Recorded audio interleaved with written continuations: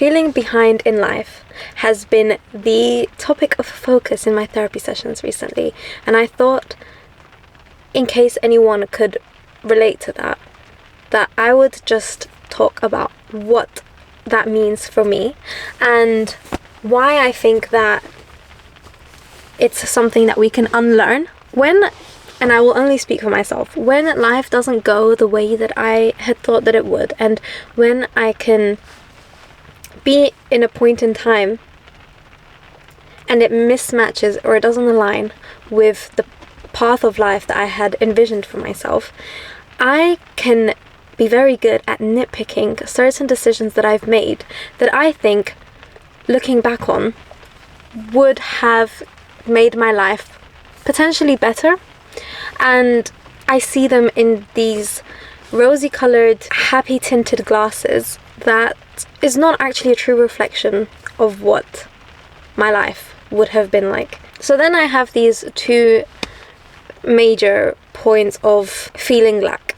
One is I'm not where I should be, and the second is I've chosen the wrong path in life. Ultimately, neither of them actually matter because life goes on anyway, and whether I decide to beat myself up for decisions that I've made and choices that I've made, or beat myself up for not being where I want to be, it doesn't actually make anything better. And like I said, life goes on, and I will still have those thoughts, and I will still be exactly where I am. So if I sit back and think about when this feeling actually came into being for me, I would say that from around the age of 21, as in leaving uni, I put my life in a timeline, and I said, this is where I want to be at these specific years. And I think the reason it happened at 21 is because up until that age, you don't have any actual control over what you're doing with your life. I mean, sure, you can decide the subjects that you choose in school. You can decide whether you do, I don't know, dance classes or classes of some type, or you pick up a sport or you pick up an instrument. Those are decisions that you can make. But ultimately, your life plan stays pretty fixed until you are able to get out of school. And then when you are in uni, which was a non-negotiable for me, I knew that I was going to go to uni. Again, it's a thing of, I mean, I get to decide what I do day to day, but up until I've left uni, I don't have to compare myself to anyone or anything, because the tagline of those years are, I am at uni. Interestingly, as a side point, I remember going to a party when I was in uni, and I was surrounded by, it was a party of people that weren't in uni, and they were all quite well off, and they'd started businesses. And I remember speaking to someone, and they'd asked me, what do you do? And I told them that I was in uni, and they were like, okay, that's not, okay, yes, you're in uni, what do you do? And I remember it stuck with me, because that was the first time that I felt like saying I was in uni is not actually enough. And from then, it spurred something in me, like it drove a fire. And I was like, I need to find something that I am doing. Coming out of uni, I was so lucky to get into an internship, and then straight into a job, and then into a better job within a very short time frame of leaving uni. And making the decision to leave that job just set my life off track completely. Even though I know that I was right in making that decision, at least for that point in my life, I was 100% wholeheartedly fixed on making that decision. But because those years out of that job did not go how I wanted them to, it spun completely the narrative that I was telling in my head about this job. And I hope that, I mean, really, I don't really hope someone relates to that, but if anyone relates to that, it has been such a big story in my head and a narrative in my head that, oh my god, did I make the wrong decision leaving that job? Who did I think that I was to leave that job that was good for me? Or at least that's how I remember it, even though if I really sit and think about it, I didn't enjoy the day-to-day of being in that position. And also, to kind of sling off of that, I have friends who really, really love what they do, and they wake up happy to go to work. And I can't say that in that job I felt like that. Yes, I was getting paid well and I enjoyed the financial stability that it provided, and I loved the mission of the job. But the actual day-to-day of working that job, I did not enjoy. I didn't. All that to say that I think leaving uni is when I really put myself on a clock, because now I had other people's lives to compare to. Oh, this person has gone off and joined this job. This person has gone off and started that internship. This person has gone off and done that. Even though we all know not to compare our lives to other people, we do still, because we are human beings. And when your family asks about certain people that you knew or what X, Y, and Z is doing, it's easy to compare yourself to their life path. So I think naturally when you imagine yourself from a young age... Ew, look at my hair.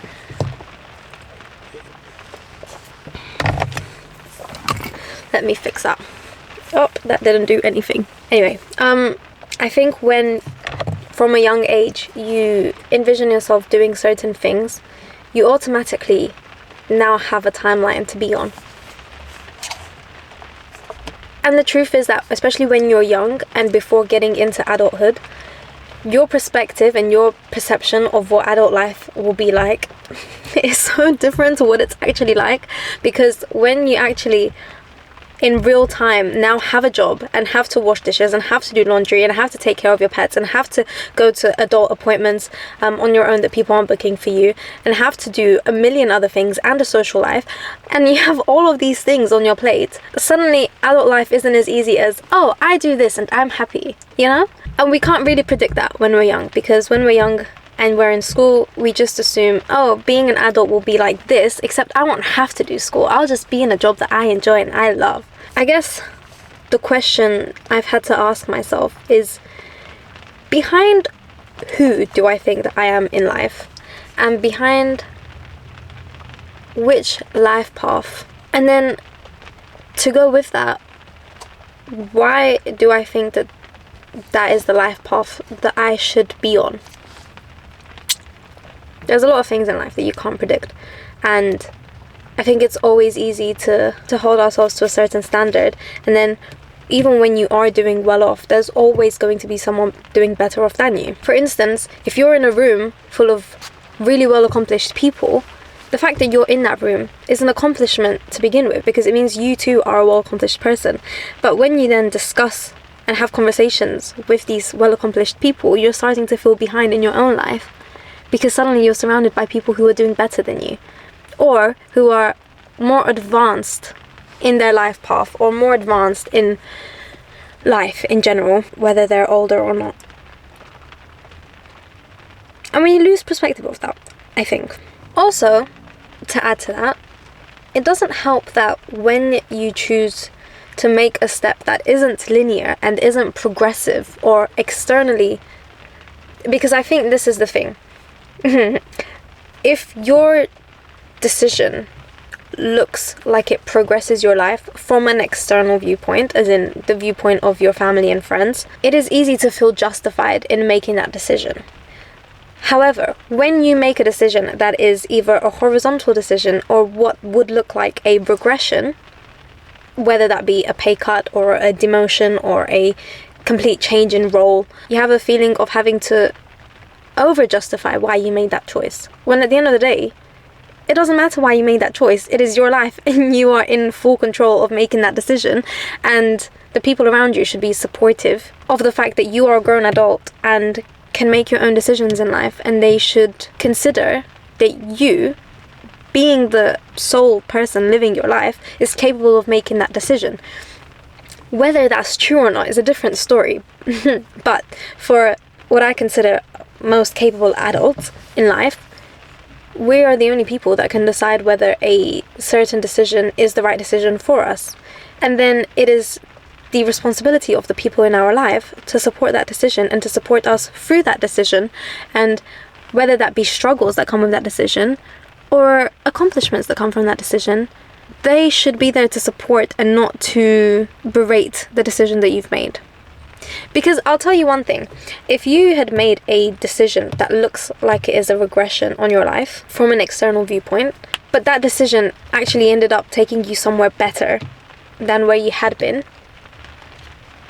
and your family and friends can see that, I have no doubts that they would be the number one fans of the decision that you made. Oh, we always knew that you could do it. Oh, we always knew that you would fall back on your feet. Oh, you were so able to do that with your life, to just make the decisions that are right for you, and you're so lucky, and good things always come to you, and there you are, landed with 2 feet once again.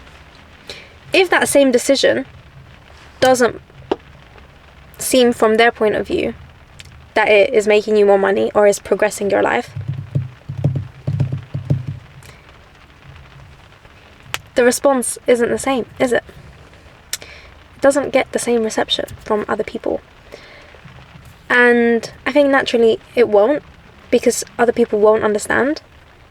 And equally, we have to be okay with that, and we have to take accountability for that decision and be okay with it. I recently read The Midnight Library, and I think it is such a spectacular book because it came to me in such a good time. Such a... what's the word? Such a suitable, appropriate time, I guess. Like, it came to me at the right time in my life. And without going too much into the book, the premise of the book is that this girl is about to die, and she finds herself spiritually in this never-ending library. And every book in this library is a version of her life and different decisions that she would have made in her life. And before she dies, she has all of these regrets in her life. She regretted not marrying a guy, or she regretted not doing a certain thing, or not pursuing a certain thing. And in this library, she is able to pick up all of those lives with the decisions that she had made. And the best part about it is that it really, really, really puts into perspective the fact that every single one of those choices and those lives comes with their own consequences and repercussions that without living that life, you wouldn't know. Every single version of her life came with its own versions of regret. And ultimately, the life you didn't choose and the choices you didn't make will always look perfect because they're untouched by reality. And I think that is why the book is so valuable. Because even though we may have the idea already in our heads, sometimes it's easy to forget.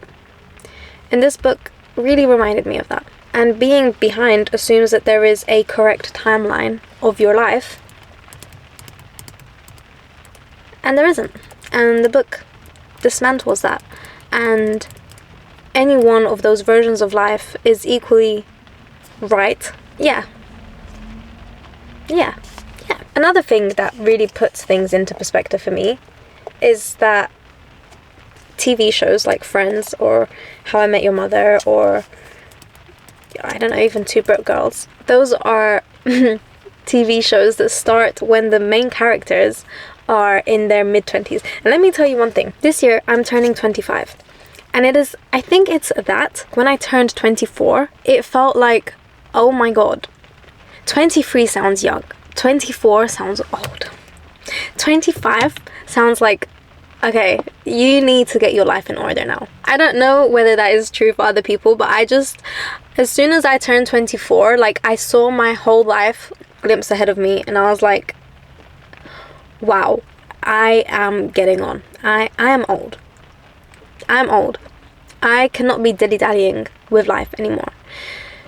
And the truth is that you can, because 24 is still young and 25 is still young. And what is it that Gary Vee says? Like, your entire 20s are meant to be spent trying things and failing them and trying and failing them so that you can, in your 30s, find, have landed upon something. So your 20s are trial and error. But to me, because 25 seems like such a old, I guess, well-established age, I've been really feeling the pressure of it.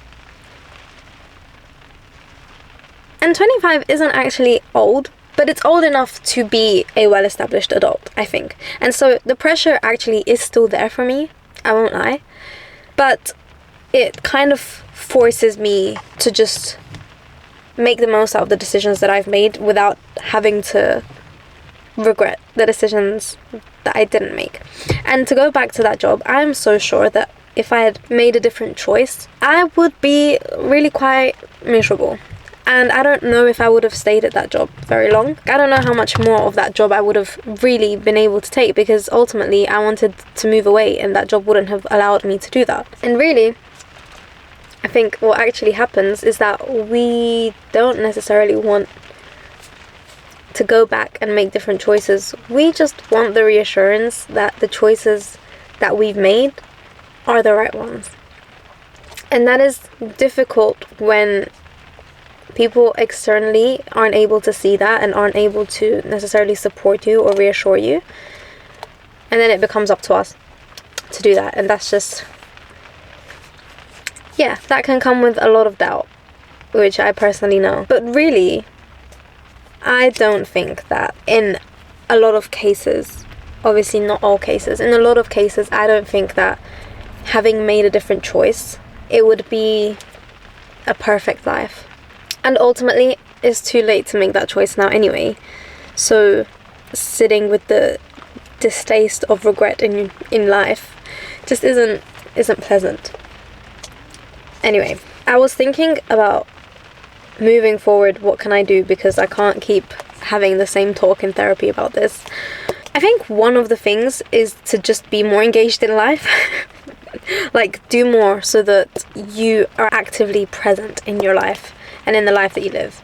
And the more you do, the more you find excitement. For one, you know what, like, even if it sounds like, okay, you're just burying your head from the decisions you've made, yes, so what if you feel bad? Is that bad to say?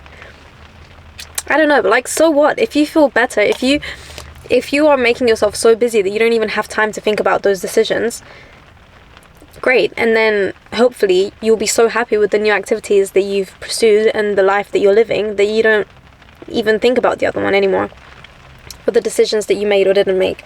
Ultimately, I think, you know what, does it this is gonna sound so depressing, but does it actually matter? Like, we're here for a while and then we're not anymore. So whether I become the person that I want to be or I don't, does it really matter? And that's not, that's not necessarily very positive or optimistic of life, but it takes a lot of pressure off of me, because like, I don't actually care. If it happens, it happens, and if it doesn't, it doesn't. And then there's not like that intense pressure.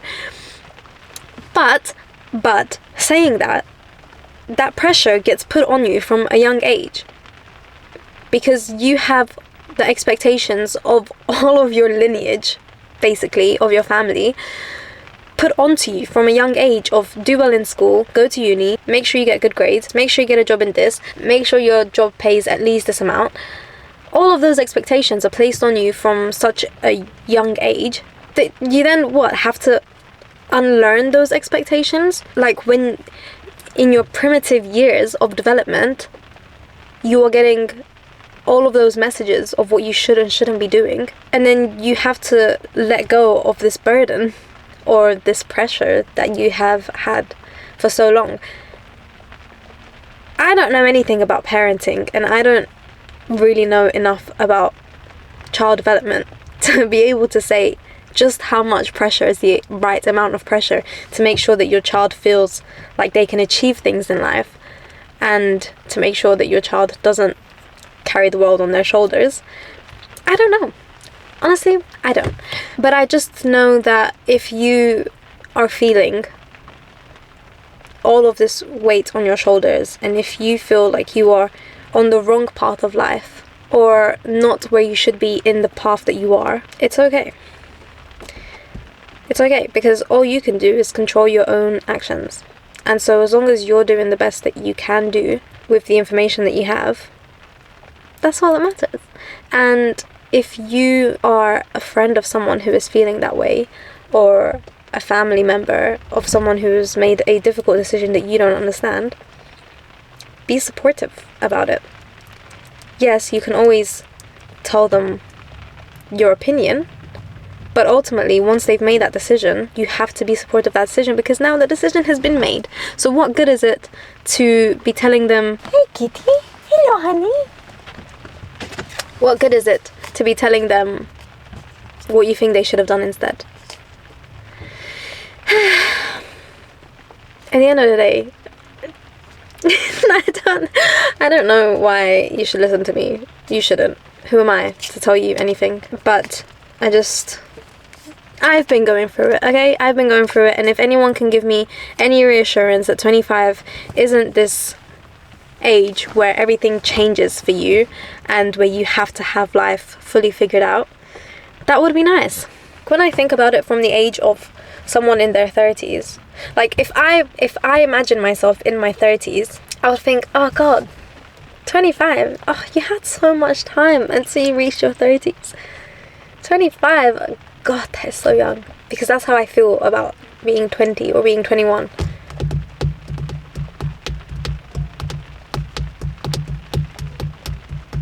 Let me know if you have been having similar thoughts. I have to go because my battery's going to die. I'll be putting the New York vlog because that was such an amazing time. It was my first time ever in New York and I just loved it so much. I'll put that for you to watch, and maybe it will make you feel less existential, because it definitely made me feel less existential. And that's another thing, traveling is something that makes me feel like life is timeless. I think that's the best way I can put it. Like, when you're traveling, nothing else matters. Whether it's a week or it's a weekend, it's like the stress of everything in life just goes away, and I think that is just really beautiful. Yeah, I'll put the New York vlog for you to watch, and I will see you in the next video. Hey kitty, say bye kitty. Alright.